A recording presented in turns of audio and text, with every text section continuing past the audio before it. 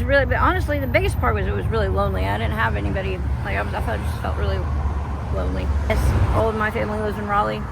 Okay. But I do not talk to them. And why is that? Because they don't talk to me. Is it a certain reason?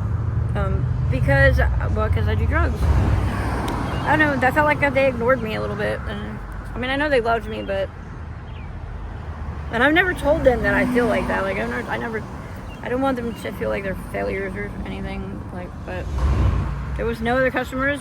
Some guy just came in with a mask on and said, "Put your hands up." And the girl that was with me, she pissed her pants. Wow. And I just never went back to that job ever again. Okay, and how are your relationship with your kids? I have not talked to them in a while, long time. How does that make you feel? I don't really want to talk about that.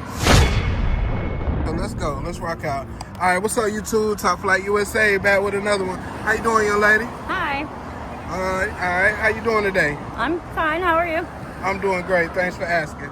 All right, so I met you right here on the corner. You was on my boy Chris' block. Yeah. That's what he calls it. He said that's his block. Yeah. Do you guys usually share that area right there? Certain people prefer certain areas to fly. Yeah, Chris likes that spot. I like that spot too. The bridge is, I guess, the best spot. The bridge down there, down the road. Okay, so which one is like more lucrative for you, this area or the bridge? It's different on different days, I think. Okay. Today, the bridge is not very good. Wow. But it's Sunday, though. Sunday's not very good. Really? Yeah. Okay, so like on an average day, how much would you make just on an average day? Well, that can vary anywhere between $20 to $100. Really? Mm-hmm. Okay, $100. That's not bad. So what does it vary? Like, what is the variations? If I make $100, it's usually split up between like 3 times flying.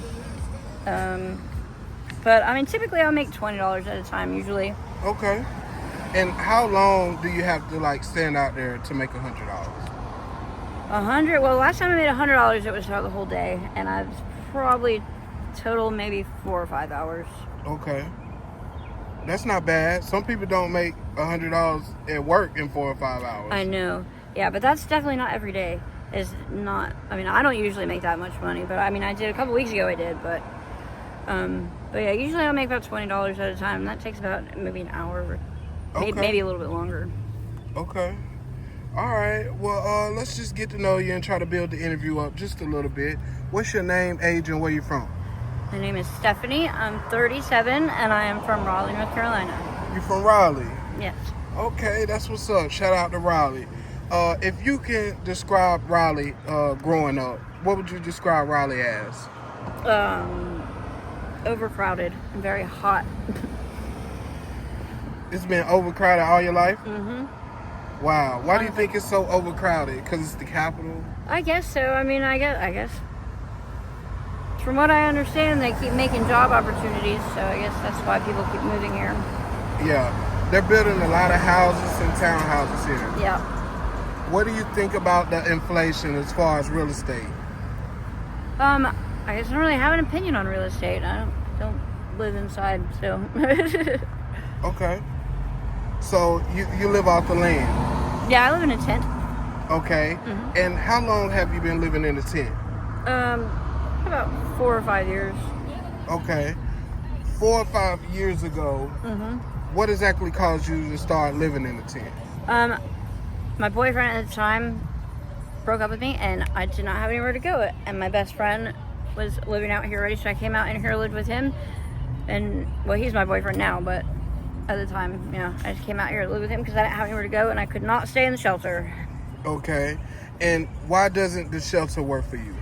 I was just too controlled. I had to leave at 7 o'clock every morning, and I had to be back. If I didn't have a job, I wasn't working, I had to be back at 6 o'clock, and I could not go back outside after 6 o'clock.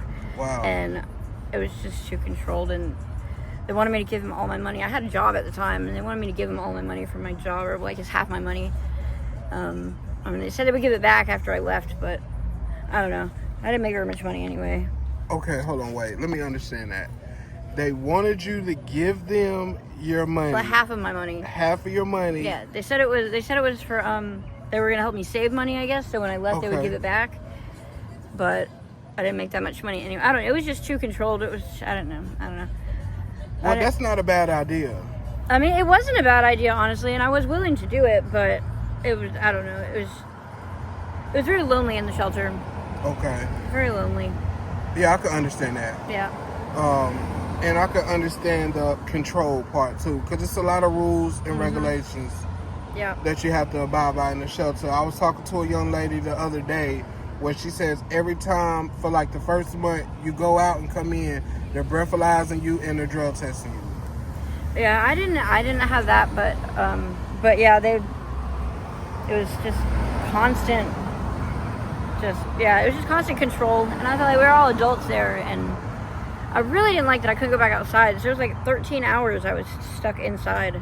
Wow. And yeah, that was, I don't know, I get claustrophobic, so that was not, I don't know. I was really, but honestly, the biggest part was it was really lonely. I didn't have anybody, like I just felt really lonely. Okay. Do you have any family here in Raleigh? Yes, all of my family lives in Raleigh. Okay. But I do not talk to them. And why is that? Because they don't talk to me. Is it a certain reason? Because I do drugs. Okay. I suppose. My mom and my sister, they have. I see them sometimes when they drive by or whatever, and I mean, and it's happy. It's okay. It's, I like to see them and stuff, but it's just I don't want to mix my lifestyle with my family life. Okay. And so that makes it difficult for us. We don't really have anything in common anymore, I guess, because of that. Well, that's understandable, and I can respect that in a way. Yeah. It's no more members in your family that do drugs? No. Okay, so you're like the only one. Mm-hmm. Okay. Well, I can understand why you don't want to be around. Yeah, I mean, I would like to. I mean, I think they're more afraid that I'm going to bring it around them. Okay. And I've tried to make it clear to them that I'm not going to do that. I would never do that. But I don't know. My dad is more like out of sight, out of mind. If I'm not around, he can pretend like it's not a problem, Okay. Do you feel like it's a problem in your life, your drug habit? I have no coping skills whatsoever, and so drugs is how I cope with things. Okay. And yeah. Where do you think that came from? I don't know. I don't think my parents really raised me. They kind of they were divorced, so they sent me back and forth between their houses. So if I did something wrong, they didn't. There was no discipline. They just sent me to the other person's house. So there wasn't really any I don't feel like I was taught very many things. Like most people say, they were raised with certain values or morals or whatever beliefs. I wasn't really raised with any of that. I was the middle child, so I kind of felt ignored a little bit. Wow. How many siblings do you have? 4. And you was the middle child, so do you feel like you wasn't loved properly? No, they loved. I mean, I knew my family loved me for sure. I feel like it's really cliche, but my older sister she was the example, and so she was perfect. And then my stepsister and my brother, they were younger than me. And then I have a younger sister too, but they're separate houses. But the babies always, I don't know, they're just kind of, I don't know, I felt like they ignored me a little bit. And I mean, I know they loved me, and I've never told them that I feel like that. Wow. So I'm guessing you didn't do drugs all your life. No. So why did you feel like that when you was younger? I don't know. So it couldn't have been like the drugs or I mean, anything. to be honest with you, it was always an issue. I always kind of, I just couldn't put my finger on it, I guess. But, okay. That's understandable. Yeah. Have you talked to anybody about that? Have you had any counseling? No. Wow. No, but I definitely think that it would help. I think probably therapy would help a lot. Definitely. You should be able to get that stuff off your chest, Yeah. do you have anybody you could talk to? You did mention you had a boyfriend. Yeah. Here. How long have you guys been together? Pretty much the whole time I've been out here. He was my best friend for 3 years before we got together, and then when I came out here, we started dating. Okay. And are you able to talk to him about stuff like this? Absolutely. I talk to him about anything. So, would you say that's your best friend? Absolutely. Okay. Well, shout out to him. His name is Bryson. Shout out to Bryson. And hopefully you can introduce me to him. Hopefully you get to meet him one day. Right. I see you start smiling as soon as we start talking about him. So that's a good thing. Growing up, did you finish high school? Yes. Okay, what school did you graduate from? Wake Forest, Rollsville High School. Okay, shout out to them. Did you attend college? No. Why is that? I had a full-time job when I was in high school, so I just went with that when I graduated. I worked at Harris Teeter. Okay, and how did that work for you after high school? I mean, it was good for a while, and then, things happen. You lose jobs and stuff, but, I mean, it was good for a while. Yeah, that was my first job. It's my favorite job I've ever had, honestly, I think. Oh, wow. Yeah. Okay, what type of jobs did you work after that? Well, I've worked at pretty much all the grocery stores around here, and I lived in North Dakota for a while. For 6 years, yeah. Dakota? Yeah, for 6 years I lived in North Dakota. What brought you to North Dakota? Well, my kid's dad moved there, so I took my son there, and then when I got there, we had a daughter, but he has them now. Okay. And that's a big, long story that I'd rather not get into, I guess. Okay. But, yeah, I lived there for 6 years, and I worked at a day labor place there, and then worked at a seed testing company with scientists, and I worked at a pasta packaging place. I worked at a gas station, and I got robbed at gunpoint. Yeah. Take us through that night. What happened that night? Oh, I mean, the whole reason why I would never work at a gas station in North Carolina, and that's because so that I was happened in North Carolina or North Dakota? North Dakota. But that was why I never worked at a gas station here, because I was afraid of that. But there's not very much crime in North Dakota. But yeah, there was no other customers. Some guy just came in with a mask on and said, "Put your hands up." And the girl that was with me, she pissed her pants. Wow.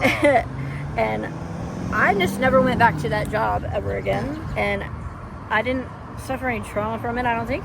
The girl that was with me, though, she did, and because she went back to work the next day.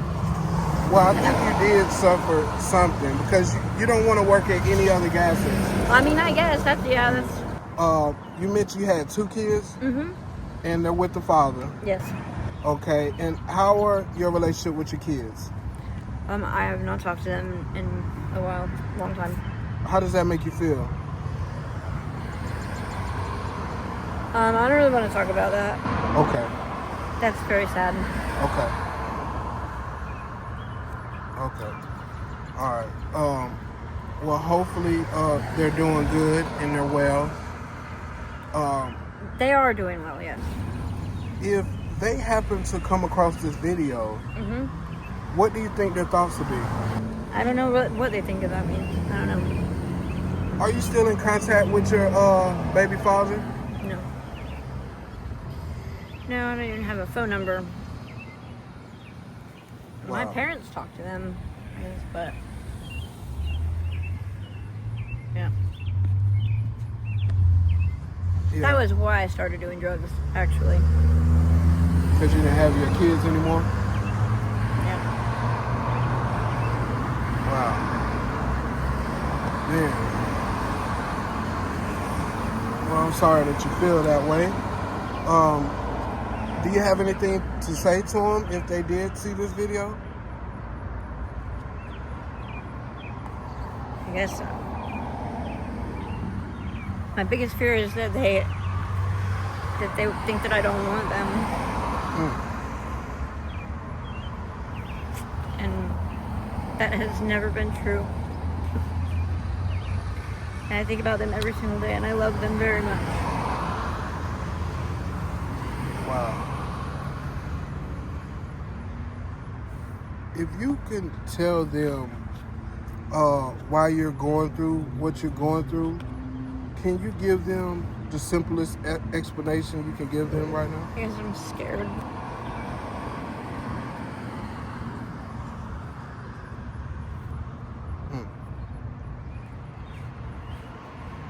Wow. Yeah, I know that's a tough topic. We can move past that topic. I ain't mean to make you cry. That's okay. Wow. All right. If your family members, like your relatives, happen to see this video, do you have anything to say to them? Because you mentioned you don't have a phone, so I'm guessing you haven't talked to them in a while. No, I have not.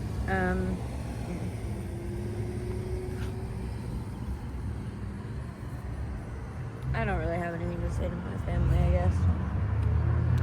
I feel like they disowned me, and I feel like a little bit betrayed by that, because of that. So I guess that's what I would tell them. Wow. Feel betrayed.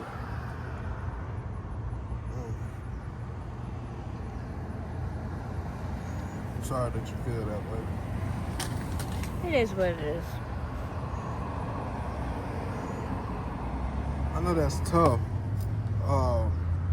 Being, I would guess, homeless, right?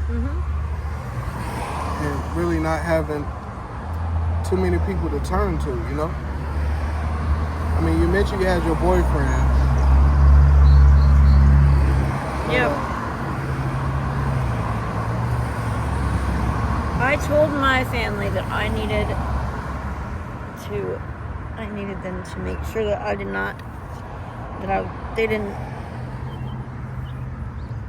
they were there for me, that I didn't feel alone, and that's exactly what they did. They abandoned me, I guess. I mean, I'm an adult, so I'm not their responsibility anymore, but everybody needs their family. Right. Family is very important. Some people can live without their family, but some people can't, you know? And I just feel like at some point of our lives, we need our family. Whether if it's when we're young or when we're older, everybody should have somebody in their family to turn to. Wow. What type of drugs do you do? Fentanyl and meth. Okay. Have you ever overdosed before? Yes. Does that scare you? Not anymore. I have not overdosed in several years, but it used to scare me a little bit. Yeah. Do you feel like you got it like under control? Like you know, like how much to do? Oh yeah. Yeah. I used to have a problem. My tolerance level wouldn't go up because, I don't really know why, but but I don't know. That problem went away, and it definitely is up now. But how do you use it? Do you smoke it or do you inject it? I inject it. Okay. Wow. Have you ever seen anybody overdose and die off fentanyl? I've never seen anybody die permanently. No, I have saved several lives though. Do you keep Narcan with you? Yes. Okay, that's good. Yeah, that's amazing. I heard it's a new drug called Tranq. Have you ever heard of that? Yeah, it's tranquilizer. Yeah. Is it down here? Xylazine. Yeah, it's in the dope. A lot of the dope. Not all of it, but a lot of it. Yeah. I do not like it. Right. I see a lot of people like up in Philadelphia, like the Kensington area, that's on that drug, and it's leaving like big sores and holes in people's bodies. Yeah, it's necrosis. It's dead skin. Kills your skin. Like if you when you shoot up, if you miss it, if you don't get it in your vein, you miss it, and yeah, the spot where you missed it, it leaves it looks like a scab. It looks like a really big, deep scab, but it's not a scab. It's dead skin, necrotic skin, I guess. Yeah. Wow. It's gross. Are you afraid that you might come across some of that here? No, that's never happened to me before. But my ex-boyfriend definitely, he's had several of those. Can you small ones, not big ones, but. Can you tell the difference of it? Like, I mean, yeah, by buying it. Oh yeah, I can. Like, it feels a lot different. Yeah, it feels different. And I have no idea what happens if you overdose on tranquilizer. I don't know how to save somebody's life from that.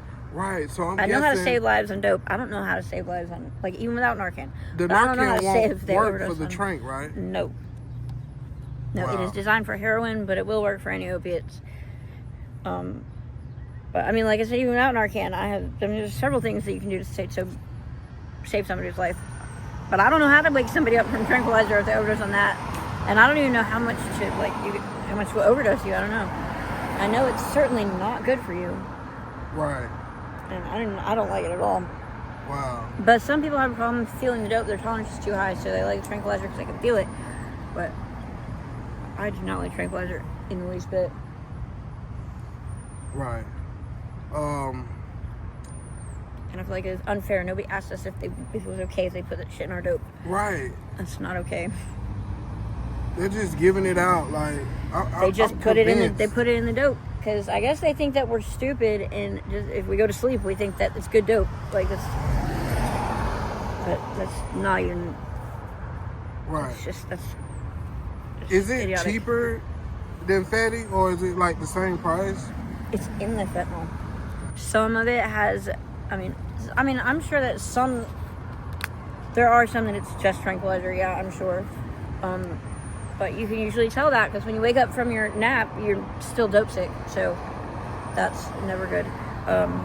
But usually it's mixed in with the dope. But they used to not put very much in there. But now they're just overwhelming when they do put it in there. I hate Wow. it. I hate it. I hate it. So that's how you can tell if you got it, because you'll still be dope sick. Yeah. Yeah. And like I said, they're putting less dope and more tranquilizer in it. So it's really hard to find dope that's only just dope. Wow. And yeah, that pisses most of us off because none of us asked for that shit to be in our dope. Nobody asked us if they could put it in there. We didn't sign on for that shit. And that's addicting too. Tranquilizer is, so we have, people are physically addicted to that as well as dope. But right. And it has made all of our dope sticks twice, like it doubled it, and it's hard to combat something like that. Wow. What are some of the withdrawals you have? Oh, it's very hard to explain withdrawals. But I tell you, it's inhumane. I promise you, it's inhumane. It's like whoever fucking. Sorry, I mean, it's like you're uncomfortable on the inside of your body. It's the most uncomfortable you could possibly be. My skin hurts. It's not my skin anymore. It's like it's trying to come off my body. I feel like I have a fever, but I don't. Like I'm not running a temperature, but heat radiates off of me. It's wow. It's so much more than that. It's inhumane. It's awful. I'm terrified of dope sickness. I hate it. Yeah, man. I don't like it either. And they need to. That's why it's so hard to just people just tell us, why can't you just get off of the dope? Because the sickness is inhumane. It's impossible to go through that. It's not. Okay, let's end it with that. Can you explain to some viewers that might not know anything about having withdrawals, anything about that they don't know anything about dope or being dope sick? Can you explain how is it? Can I say something? Say how you Drug feel. use is a choice, but we did not choose to suffer from addiction. It's a mental health condition. We've always suffered from it. We just didn't notice. I mean, we didn't know about it until we started doing something that we got addicted to. That's right.